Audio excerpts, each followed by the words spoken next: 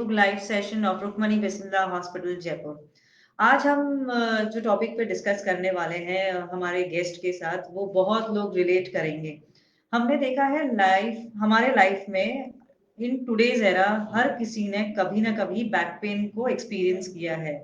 अब back pain can be of many reasons. हम कभी कोई होम रेमेडी ले लेते हैं या किसी ने कुछ सजेस्ट किया है तो हम उसको एक्सेप्ट करके वो पेन को रिलीव कर लेते हैं। But there are some back pains या अलग अलग तरह के पेन होते हैं जो बहुत कुछ ट्राई करने के बाद भी हमें उसका रिलीफ नहीं मिलता है, and there is one point जब हमें एक स्पेशलिस्ट की जरूरत होती है। तो आज हमारे पास साथ जो गेस्ट हैं वो पेन मैनेजमेंट या पेन मेडिसिन के स्पेशलिस्ट है। So without wasting the time, I would like to welcome Dr. Sanjeev Sharma, who is the consultant pain medicine at Rukmani Birla Hospital, Jaipur. Sir, welcome and thank you for your time. Sir, पहले हम आपसे जानना चाहेंगे कि spine pen क्या होता है। आम आदमी स्पाइन पेन को कैसे समझे, कहाँ ये दर्द होता है, कैसे ये दर्द होता है। हाँ, देखिए बेसिकली स्पाइन पेन जो होता है, हमारी स्पाइन जो हमारी गर्दन से चालू होके नीचे लास्ट जो पॉइंट होता है हमारे बटक्स के बीच में, जो टेल बोन तक होता है, बेसिकली वो पूरा स्पाइन का एरिया होता है। पेशेंट को पेन जो है नेक पेन या अपर बैक पेन या लोअर बैक पेन या ग्लूटियल पेन या फिर जैसे कि बटक पेन जिसे कहते हैं, वैसा बेसिकली सिम्टम्स बेसिकली पेशेंट को होते हैं। इसमें पेशेंट को पेन हो सकता है, स्टिफनेस हो सकती है, सूजन जैसा लग सकता है। उसके अलावा दर्द भी डिफरेंट डिफरेंट टाइप के हो सकते हैं, जैसे दुखता हुआ दर्द होना या चुभता हुआ होना, कोई करंट की तरह फीलिंग आना या साइटिका टाइप का दर्द जिसके अंदर नस दबने से हाथ में या पैर में करंट की तरह या झंझनाहट या सूनापन हाथ या पैर के अंदर आना।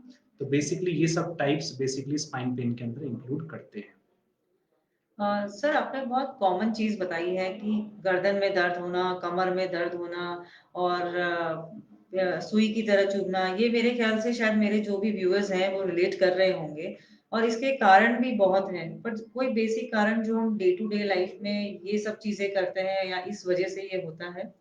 देखिए बेसिकली जो स्पाइन पेन की बात करें तो बेसिकली जो अगर वर्ल्ड वाइड देखा जाए तो 26% इसका इंसिडेंस देखने को मिलता है, जो कि बहुत ज़्यादा हाई है। पेन ऐसी समस्या है जो लगभग सभी लोगों को परेशान कर रही है। इसके अलावा डेटा यही बताता है कि 30% पॉपुलेशन एट ए टाइम किसी न किसी तरह के दर्द से पीड़ित होती है। उसमें सबसे ज़्यादा कॉमन अपना स्पाइन पेन ही होता है, जिसमें लो बैक पेन और नेक पेन बहुत ज़्यादा देखने को मिलता है। अगर हम कारणों की बात करें तो कारण बेसिकली हम जो मेन कारण जो आजकल जो देखने को मिल रहे हैं वो आपका पोस्चर खराब होना सबसे ज्यादा कॉमन कारण देखने को मिल रहे हैं। आजकल जो युवा जनरेशन है वो डिजिटल रेवोल्यूशन की वजह से या तो मोबाइल यूज करती रहती है, गर्दन झुका के काम करती रहती है, या लैपटॉप पे काम करते रहती है, जिसकी वजह से नेक हमेशा आगे की तरफ निकली रहती है। उसके अलावा जो एक्सरसाइजेज होती थी पहले, या हमारा जो बाहर हम खेलते थे वो सब बिल्कुल बंद हो चुका है। हम आजकल इंडोर गेम खेलते हैं या टीवी पे गेम खेलते हैं या मोबाइल गेम्स खेलते हैं। तो इनकी वजह से यंग पॉपुलेशन काफी ज्यादा बेसिकली पीड़ित हो रही है। उसके अलावा हमारा डाइट है, हमारा लाइफस्टाइल है, हमारा जो पोस्चर है, गलत तरीके से पोस्चर, ये सब बेसिकली रीजन है जिनकी वजह से पेशेंट को देखने को मिल रहा है। एज बढ़ने के साथ में डायबिटीज और हाइपरटेंशन और बाकी जो बीमारियां होती हैं उनकी वजह से शरीर में काफी डैमेजेस होते हैं, जिनको डीजेनरेटिव चेंजेस बेसिकली बोलते हैं। तो वो स्पाइन में होने की वजह से भी ओल्ड एज में काफी ये समस्या देखने को मिलती है। सर, एक question I would like to ask from the answer what you given it today, कि हमारा लाइफस्टाइल और स्पेशली जो डिजिटल पे काम ज्यादा हो गया है। हम सर देखते हैं कि आज जैसे फॉर एग्जांपल मैं पूरा टाइम कंप्यूटर के सामने हूँ, मुझे ऐसा लग रहा है बैक पेन मेरे इसी वजह से हो रहा है, बिकॉज मैं हम कुछ घर का रेमेडी कर लें तो वो टाइम कब है जब you would suggest me now it is the time कि मुझे एक स्पेशलिस्ट के पास जाना चाहिए, इसे इग्नोर नहीं करना चाहिए। ये अब उस लेवल तक नहीं है कि आप इसको रेगुलरली होम रेमेडी कोई हॉट वाटर बैग या ऐसे, what is the alarming point कि now I should not ignore and go there to a specialist. देखिए बेसिकली रेड फ्लैग साइंस हम कहते हैं इनके केसेस में। तो रेड ओके। फ्लैग साइंस जो बेसिकली हमें जो जनरल पब्लिक के लिए होने चाहिए वो ये है कि अगर आपका किसी तरह का कोई भी दर्द अगर 2 से 3 हफ्ते से ज्यादा रह रहा है, ओके। जो ठीक नहीं हो रहा है, तो आपको इमीडिएटली स्पेशलिस्ट को दिखाना चाहिए। स्पेशलिस्ट जो पेन स्पेशलिस्ट है उसका कारण ढूंढेंगे और उसका उस अनुसार इलाज चालू करेंगे। उसके अलावा जैसे कि अगर आपको न्यूरोलॉजिकल साइंस आ रहे हैं, जैसे कि आपको हाथ या पैर में झंझनाहट आ रही है, या सूनापन आ रहा है या कमजोरी आने लग गई है, लेटरिन पेशाब का कंट्रोल खत्म होने लग गया है। उसके अलावा अगर जैसे कि रात को अब आपको कमर में दर्द होता है या आपको जब सुबह उठते हैं तो कमर में जकड़न बहुत ज़्यादा रह रही है, तो ये बेसिकली अपने आर्थराइटिस या इन्फेक्शन या कैंसर के जो बीमारियां होती है, उनके भी बेसिकली ये साइंस होते हैं। तो ये रेड फ्लैग्स हैं जिनके लिए स्पेशली आपको डॉक्टर के पास जो संपर्क करना चाहिए। सो फ्रेंड्स, जो अलार्मिंग टाइम जो सर हमें समझा रहे हैं कि अगर आपका दर्द 2 हफ्ते से ज़्यादा कंटिन्यू है, उसे इग्नोर ना करें, please move to a specialist and take his help कि आप इसको आगे कैसे रिलीव कर सकते हैं। And definitely don't go to any internet search या किसी के भी कहने पे कि ये मुझे दर्द हो रहा है, मुझे ये करना चाहिए, ये ना करना चाहिए। लेट दी स्पेशलिस्ट डिसाइड कि ये क्यों हो रहा है। इसमें एक चीज़ मैं ऐड करना चाहूँगा, आजकल जो सबसे ज़्यादा जो डायलिसिस के केस देखने को मिल रहे हैं या फिर किडनी खराब होने के जो केसेस देखने मिल रहे हैं, उनका सबसे बड़ा कारण है एनाल्जेसिक नेफ्रोपैथी। पेशेंट को दर्द होता रहता है, अपनी मनमर्जी से दवाइयाँ दुकान से ले लेके खाते रहते हैं। हमारे इंडिया में सबसे बड़ी प्रॉब्लम ही यही है। इसकी वजह से उनकी किडनी खराब हो जाती है, लीवर भी खराब हो जाते हैं, उनके फिर बाद में फिर वो सीधा फिर किडनी खराब होके फिर नेफ्रोलॉजिस्ट के पास में डायलिसिस में एंड अप होते हैं। अब हम उसमें यही कहना चाहते हैं कि जब आपके पास जब भी कोई भी दर्द है, वो किसी न किसी बीमारी का अलार्मिंग साइन है, तो उसको प्रॉपर तरीके से रेक्टिफाई करना ज़रूरी है। So, what do you mean to say, sir? Pain is a symptom for any disease which may be giving you a knocking sign कि अगर वो regularly हो रहा है आपको long term के लिए, so please don't ignore. This is a symptom which we should definitely look take upon care to, of. and please move to a specialist who can guide us in the right way. Sir, अगर हम में थोड़ा diagnosis के बारे में आप बताएं कि अगर मुझे दर्द है, मैं आपके पास या किसी स्पेशलिस्ट के पास जा रही हूँ, what is the type of diagnosis a doctor does to give me कि ये आप मुझे ये प्रॉब्लम है। देखिए बेसिकली जो हम डायग्नोसिस करते हैं, पेशेंट की जो क्लिनिकल हिस्ट्री होती है, जो बताता है किस तरह का दर्द होता है, तो पेशेंट की हिस्ट्री लेते हैं, उसका पेशेंट जो दर्द होता है उसका लोकेशन, टाइमिंग, उसकी जो इंटेंसिटी होती है, सब चीज़ों को हमें देखना पड़ता है। उसके अलावा हम क्लिनिकल एग्जामिनेशन करते हैं, स्पाइन का पूरा न्यूरोलॉजिकल वर्कअप करते हैं और फिर हमें कुछ जो रेलिवेंट इन्वेस्टिगेशंस होती है, जैसे एमआरआई हुई, एक्सरेज हुए, ईएमजी, एनसीवी जांचें हुई या फिर हमारी अल्ट्रासाउंड से भी स्कैन करते हैं, तो बेसिकली ये सब जांचें करवाते हैं। एक जो कॉमन प्रॉब्लम देखने को मिलती है वो ये होती है कि पेशेंट एमआरआई करवा लेते हैं और एमआरआई खुद अपनी मनमर्जी से, और फिर उसमें जो हजार चीजें आती है वो आके हम हमसे पूछते हैं कि ये क्यों हो रहा है, वो क्यों हो रहा है। देखिए एमआरआई एक बहुत सेंसिटिव टूल है। वो एमआरआई जो है हमारी जो शरीर में जो काफी कुछ चीजें ढूंढ सकता है, बट वो चीजें क्या आपके दर्द पैदा कर रही है नहीं कर रही वो पता नहीं। वो बेसिकली हमें क्लिनिकल जजमेंट और एमआरआई को आपस में कोरिलेशन करना पड़ता है। तो एक बार डायग्नोसिस हमारा बन जाए उसके बाद में हम फिर ट्रीटमेंट चालू करते हैं। ट्रीटमेंट में हमारे पहले हम मेडिसिन और बेसिक एक्सरसाइजेज, लाइफस्टाइल चेंजेस और पोस्चरल जो चेंजेस होते हैं बेसिकली वो बता के पेशेंट को बताते हैं। यूजुअली जो हम बात करें 80 टू 90% केसेस अगर प्रॉपर तरीके से डायग्नोसिस होके और ये सब चीजें दी जाए तो पेशेंट को काफी हद तक रिलीफ मिल जाता है, पेशेंट ठीक भी हो जाता है। बट 10 टू 15% केसेस जिनके अंदर मेडिसिन से या एक्सरसाइजेस से या ये सब चीजें करने के बाद में भी अगर आराम नहीं मिल रहा है, तो उन केसेस में फिर हमें इंटरवेंशनल पेन मैनेजमेंट की तरफ आगे बढ़ना होता है। Sir, with the advancement of science, जैसे अगर कोई पेशेंट है जिसे 2 हफ्ते से ज्यादा बैक पेन हो रहा है, डायग्नोस करने के बाद एक्सरसाइज और मेडिसिन से भी नहीं, तो what are the latest procedures या टेक्निक्स जिससे हम इस प्रॉब्लम को सॉल्व करते हैं। हाँ, देखिए बेसिकली इसके लिए जैसे हम बेसिकली हमें स्पाइन को समझना पड़ेगा। जैसे हम ये देख सकते हैं कि स्पाइन में हमारी ये कमर की हड्डी है, इसके बीच में ये गद्दी है जो बिल्कुल एक सॉफ्ट जेलेटिन मेटेरियल से बनी हुई होती है। उसके अलावा हमारे अगर क्रॉस सेक्शन में देखेंगे तो ये हमारी एक बड़ी नस है और उससे छोटी छोटी नसें दोनों तरफ लेफ्ट और राइट हमारे निकलती है। तो जब ज्यादा पेशेंट अगर जैसे कि बैंडिंग करता है या कुछ भी ऐसा कोई एक्टिविटी करता है तो डिस्क इस तरीके से स्लिप हो जाती है, जैसे हम देख सकते हैं ये डिस्क स्लिप हो जाती है। तो वो नर्व को कंप्रेशन करती है, जिस तरह से हम ये देख पा रहे हैं कि नर्व को ये किस तरह से कंप्रेशन कर रही है। तो अब हमारे प्रोसीजर्स होते हैं हमारे कारण के अकॉर्डिंग होते हैं, पेन जनरेटर के अकॉर्डिंग होते हैं। अगर हमें मिलता है कि किसी स्लिप डिस्क हो गई उसकी वजह से बेसिकली यहाँ पे कुछ केमिकल्स निकलते हैं, मैकेनिकल कंप्रेशन भी होता है इस नर्व्स पे, तो नर्व को पहले हमें कंप्रेशन को रिलीव करना है, जो इन्फ्लेमेशन उसको रिलीव करना है।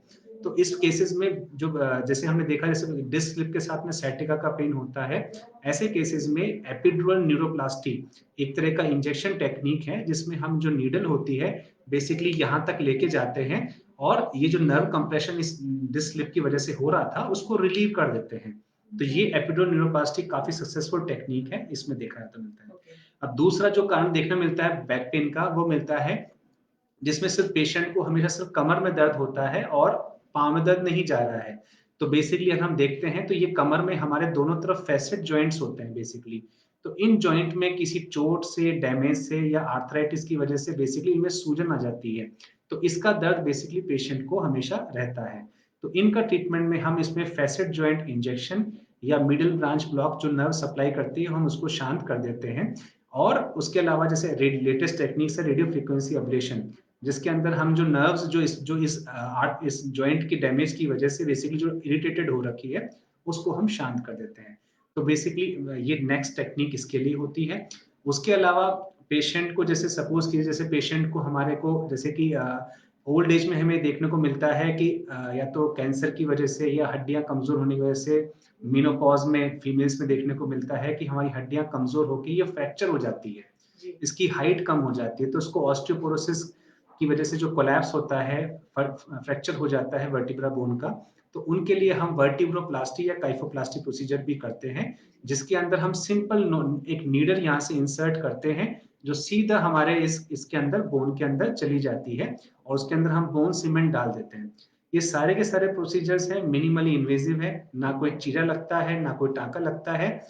स्किन को शून्य करके और नीडल को हम उसको अंदर लेके जाते हैं, एक मशीन होती है फ्लोरोस्कोप या सीआम, उसके अंदर हम बेसिकली उसको देखते हुए और उसका ट्रीटमेंट बेसिकली हम इनिशिएट करते हैं। तो उसमें फायदा ये है कि सब प्रोसीजर डे केयर प्रोसीजर है, किसी तरह की जनरल एनेस्थीसिया की या बेहोशी की जरूरत भी नहीं पड़ती। So friends we should be thankful कि आज हम उस एरा में हैं कि हमारे पास इतनी लेटेस्ट टेक्निक्स हैं। सो अननेसेसरी अगर आपको लॉन्ग टाइम पेन हो रहा है एंड आप इग्नोर कर रहे हैं बिकॉज आपको ये लग रहा है कि इसका कोई ट्रीटमेंट नहीं है या कोई मिसकंसेप्शन आपके माइंड में है, सो प्लीज आप एक स्पेशलिस्ट के पास जाइए who is specialist in pain medicine. आप उनसे समझिए, there is lot of science behind it, सारे प्रोसीजर्स क्लिनिकली प्रूवन हैं। सर हमें एक आप चीज बताइए कि ये प्रोसीजर्स कौन से स्टेज में कब होता है, सिंपल पेन में या देयर आर सम लेवल या ग्रेड हम डिफाइन करते हैं? बेसिकली अगर फेलियर ऑफ कंजर्वेटिव मैनेजमेंट हो चुका हो, जैसे पेशेंट को हमने 2 से 3 हफ्ते या फिर 4 हफ्ते तक भी कंजर्वेटिव मैनेजमेंट जैसे कि मेडिसिन हुई, एक्सरसाइजेस हुई, yoga, physiotherapy, each and everything try करके देख चुके लेकिन रिलीफ नहीं मिल रहा है। इसका मतलब ये है कि पेन इतना सीवियर है या डैमेज इतना ज्यादा है कि वो सिंपल दवाइयों से ठीक नहीं हो पा रहा। ऐसे केसेस में बेसिकली इंटरवेंशनल पेन मैनेजमेंट बहुत अच्छा काम करता है। अब हमारा नेक्स्ट क्वेश्चन इसमें बनता है कि सर्जरी का क्या है। बेसिकली ये है कि सर्जरी, जिन केसेस में सर्जरी नहीं हो सकती है या सर्जरी किसी कारणवश नहीं हो पा रही है, ऐसे केसेस में भी बेसिकली इंटरवेंशनल पेन मैनेजमेंट काफी हद तक पेन को कम कर देता है। और उसके बाद पेशेंट अगर प्रॉपर तरीके से एक्सरसाइज करे और अपना सावधानी रखें तो पेशेंट को पेन वापस कभी आता भी नहीं है। सर एक क्वेश्चन जो हमें ऑडियंस से नॉर्मली आता है कि ये एक धारणा है कि अगर कमर में इंजेक्शन लगा है तो वो लाइफ टाइम में उसका दर्द रहता है, क्या ये सच है सर? नहीं, देखिए ऐसा है कि ये कुछ फीमेल्स स्पेशली कंप्लेन करती हाँ। है, जैसे कि भाई हमारा जब डिलीवरी हुई थी तो हमें एपिड्यूरल लगाया था तो हमारा उससे बेसिकली तो उससे हमारा बेसिक दर्द रहा था, लेकिन ऐसा कुछ है नहीं। ओके। बेसिकली यूज आपके डिलीवरी के बाद में आपकी जो कमर की मसल्स होती है, लिगामेंट्स होते हैं, वो वीक होते हैं। और फिर जैसे हमारे इंडियन सेटअप में हम 2-2 महीने तक बिस्तर पे ज़्यादा रहते हैं डिलीवरी के बाद में बच्चे के जी। साथ में, तो मसल्स और ज़्यादा वीक हो जाती है। तो बेसिकली वीक मसल्स और वीक लिगामेंट्स की वजह से बेसिकली स्पाइन पेन होता है, ना कि वो सुई की वजह से। तो ये थोड़ी आम धारणा थोड़ी गलत है। अगर अगर जो व्यक्ति, जो पेशेंट डिलीवरी के बाद में प्रॉपर तरीके से एक्सरसाइज चालू कर लेते हैं, वॉक चालू कर लेते हैं, हल्का फुल्का सारी एक्टिविटीज करते हैं, उनको कभी कुछ नहीं होता है। तो ये इसमें देखने को मिलता है। सर समझने में और सुनने में बहुत हमें इंस्पायरिंग भी लग रहा है और पॉजिटिव फीलिंग आती है कि इस तरह के ट्रीटमेंट्स अब हमारे यहाँ पॉसिबल है, इनफैक्ट राजस्थान में पॉसिबल है, which is very proud feeling to us कि अभी हमें बड़े बड़े शहरों में या दूसरे देशों में नहीं जाना। पर एक कॉमन चीज है सर, हम इफेक्ट से ज़्यादा सबसे पहले अगर हम सर्च करते हैं कि साइड साइड इफेक्ट, इफेक्ट्स क्या है इसके, साइड इफेक्ट का। तो what is the side effects of these advance procedures? देखिए, जैसे किसी पेशेंट को हम बताते हैं कि हम इस तरह का ट्रीटमेंट करना चाहते हैं, तो पेशेंट सबसे पहले यही पूछता है कि ये नहीं पूछता कि कितना फ़ायदा होगा, उनका पहला प्रश्न होता है साइड इफ़ेक्ट क्या साइड होगा? इफेक्ट्स क्या होगा? तो देखिए ऐसा है, साइड इफ़ेक्ट की बात की जाए तो बेसिकली हमारी जो बुक्स होती है वो हज़ार साइड इफ़ेक्ट से भरी हुई होती है। जी, लेकिन देखिए ऐसा है, अगर अगर किसी एक्सपीरियंस्ड बंदे के साथ में प्रॉपर टेक्निकल तरीके से किया जाए और हम जैसे बता रहे हैं कि हम फ्लोरोस्कोपी या सियाम गाइडेंस में प्रोसीजर्स करते हैं, पूरा चेक करके करते हैं, तो उसमें बेसिकली ऐसा कोई साइड इफ़ेक्ट कोई कुछ ऐसा होता नहीं है। तो पेशेंट को इसमें ऐसा कोई टेंशन लेने वाली बात ऐसा कुछ है नहीं। पेशेंट को पेन रिलीफ करने के लिए हम लेते हैं, ना कि उनका दर्द बढ़ाने के लिए। सो सर फ्रेंड्स ऐसा कोई साइड इफेक्ट नहीं है ऑफ कोर्स अगर हम राइट पर्सन, राइट प्लेस और right coordination between the patient and the doctor and the institute अगर हो तो इनके रिजल्ट्स काफी अच्छे हैं। सर एक कॉमन क्वेश्चन और एज अ पेशेंट या उसके रिलेटिव के तौर पे मैं आपसे पूछना चाहूंगी कि क्या ये प्रोसीजर्स इंश्योरेंस या टीपीए में कवर्ड होते हैं या हाँ जी। हाँ, ये सब इंश्योरेंस में कवर्ड होते हैं। कभी-कभी क्वेरीज आती है जो डॉक्टर रिप्लाई करते हैं, और ये सभी तरह से जो गवर्नमेंट या प्राइवेट इंश्योरेंस कंपनी सब में कवर्ड है। तो कैशलेस भी है और रिइंबर्समेंट मोड में भी अवेलेबल है ये। इवन गवर्नमेंट ऑफ राजस्थान या फिर गवर्नमेंट सब जो सीएचएस पेशेंट होते हैं उनके सबके कवर्ड होते हैं बेसिकली। सर हम आपका थोड़ा-सा और टाइम लेना हुँ, चाहेंगे हुँ। स्पेशली प्रिवेंटिव पार्ट पे अब हुँ। थोड़ा-सा हम आपसे अगर पूछना चाहें कि since back pain is very common कुछ ऐसी एक्टिविटीज़ या कुछ ऐसा टिप्स आप हमें देना चाहेंगे specially those who are more specially क्या sir most of the population अभी डिजिटल पे ही रहती है कि हमें क्या करना चाहिए, क्या नहीं करना चाहिए बैक पेन में एंड सेकंड अगर है तो हमें क्या अवॉइड करना चाहिए? जैसे आपने फर्स्ट कहा कि अननेसेसरी पेन किलर्स हमें नहीं लेना चाहिए। So some preventive tips sir to my friends. So basically अगर हम यंग पॉपुलेशन की बात की जाए तो बेसिकली आई वुड सजेस्ट कि जो वर्क फ्रॉम होम भी चल रहा है कोविड एरिया में, तो हमें बेसिकली यही करना चाहिए कि हाफ एन आवर ज़्यादा लंबी सिटिंग एट ए टाइम नहीं करनी चाहिए। अगर आपका हाफ एन आवर हो गया काम करते, चाहे आप मोबाइल पे काम करो चाहे लैपटॉप पे काम करो, तो अपनी जगह से उठें और चाहे 2 30 सेकंड 1 मिनट के लिए चाहे आप राउंड लगाएं, एक बार राउंड लगा के आप आ जाएं। तो इससे ये होगा कि आपके जो बैक की मसल्स है, नेक की मसल्स है, उनको रिलीफ मिलता है बेसिकली, जो लंबे टाइम प्रेशर जो बना हुआ है। उसके अलावा ये है कि आप चाहें कुछ भी अपनी लाइफ में कुछ टाइम निकालें आप हाफ एन आवर के लिए, तो बेसिक अपनी एक्सरसाइजेज, स्ट्रेचिंग एक्सरसाइज होती है, योगा होता है, सूर्य नमस्कार होता है, बेसिकली ये सब चीजें जो स्पाइन की एक्सरसाइज होती हैं, ये थोड़ा हल्का फुल्का वॉकिंग कुछ कुछ ना कुछ जरूर करें। उसके अलावा धीरे धीरे जब आपकी कैपेसिटी बढ़ेगी तो आप जो कुछ जो बेसिक आप काम नहीं कर पाते वो भी आराम से आप कर पाएंगे। जैसे देखने को मिलता है कि अचानक आपने कुछ जरूरत पड़ी घर में, आपने कुछ सामान उठा लिया और आपके कमर दर्द चालू हो गया। तो बेसिकली यही है कि अगर आपकी मसल्स की फ्लेक्सिबिलिटी और एंड्योरेंस अगर ढंग से नहीं है, स्ट्रेंथ भी नहीं है, तो ये बैक पेन और नेक पेन आपके ज़रूर होंगे ही होंगे। तो ये सब चीज़ें अपने को यंग पॉपुलेशन में इम्पोर्टेंट है। उसके अलावा जो ओल्ड एज हैं, उनको मैं यही कहूँगा कि जैसे आप डायबिटीज़ और बीपी की दवाइयाँ ज़िंदगी भर लेते हैं, उसी तरीके से पेन किलर ज़िंदगी भर ना लीजिए। फर्स्ट ऑफ ऑल, अगर आपको ज़िंदगी भर कुछ लेने की इच्छा है, तो वो है गरम सेक और एक्सरसाइजेस। आपको अगर बैक पेन होता है, कहीं भी पेन होता है, तो नॉर्मल गरम सेक करने से एक कंफर्ट मिलता है, एक जी। सुकून मिलता है। उसके अलावा जो एक्सरसाइजेज़ आपको बताते हैं, वो एक्सरसाइज़ आप रेगुलर तरीके से करेंगे, तो आपको ऐसा कुछ खास प्रॉब्लम नहीं होगी। तो आपकी फिटनेस आपकी अच्छी रहेगी, तो कोई इश्यू वाली बात नहीं होगी। अब मैं इसमें यही कहना चाहता हूँ कि अगर आपको किसी तरह का कोई भी दर्द हो, तो उसमें बेसिकली आपको स्पेशलिस्ट को कंसल्ट करना चाहिए। लंबे टाइम तक दर्द से पीड़ित ना रहें। जो एल्डरली पॉपुलेशन देखने को मिलता है कि ये नहीं हमें दर्द है, चाहे जोड़ों का दर्द हो, चाहे कमर दर्द हो, हमें जोड़ दर्द है तो है और हम उससे लगातार जी रहे हैं, तो ऐसा ज़रूरी नहीं है। आप उनका इलाज करवाएँ, हर चीज़ का इलाज मौजूद है, और अगर इलाज 100% नहीं हो सकता, लेकिन कम से कम इतना तो कर सकते हैं कि आपको रिलीफ रहे और आप आराम से कंफर्टेबल लाइफ अपनी जी सकें। फ्रेंड्स बिफोर हम इस सेशन को एंड करेंगे हम सर से एक और रिक्वेस्ट करेंगे Rukmani Birla hospital has launched a pain management program on 20th of January and I would request Dr. Sanjeev to spare us some few details about this program. Basically Rajasthan में पहली बार pain management जो centre की launching हुई है जयपुर में। तो हम इसमें हमारी एक टीम है, पेन मैनेजमेंट टीम है, जिसमें हम 2 कंसल्टेंट्स हैं। उसके अलावा हमारे पास में ट्रेन्ड फिजियोथेरेपी टीम है हमारे पास में, साइकोलॉजिकल काउंसलर है, pain nurse on each everything. उसके अलावा बाकी हमारी जो लेटेस्ट फैसिलिटीज हैं हमारे हॉस्पिटल में, जिसमें लेटेस्ट सीआर मशीन्स है, मस्कुलोस्केलेटल अल्ट्रासाउंड है, रेडियो फ्रीक्वेंसी एब्लेशन टेक्निक्स हैं। तो ये सब चीज़ें हमारे हॉस्पिटल में अवेलेबल हैं, और जो भी पेशेंट जिसको पेन है होता है, उसका जो बेस्ट पॉसिबल जो हम केयर कर सकते हैं वो सब करने की कोशिश की जाती है। अगर 100% ठीक नहीं कर सकते, लेकिन कम से कम रिलीफ तो करें, कम से कम पेशेंट जो पेन इज अ सिम्टम, जो हमारा टैग लाइन भी है, तो पेन का कम से कम रिलीफ थोड़ा बहुत मिले ताकि पेशेंट को अच्छा लगे। ये हमारा बेसिकली मोटो है।